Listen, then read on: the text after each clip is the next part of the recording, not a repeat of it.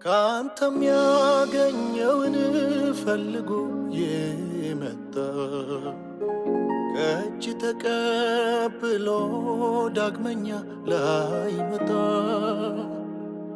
እንደ ልቡ መሻት ሁሉን ብትሰጠው አንተ ከሌለኸው ምንኛ ምስኪን ነው፣ ምንኛ ምስኪን ነው።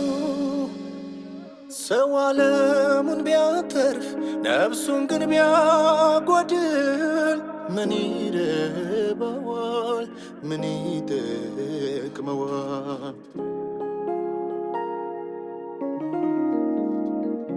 የዚህ ምድር ክብር መች ከልኩስ ያልፋል? ምን ይረባዋል? ምን ይጠቅመዋል?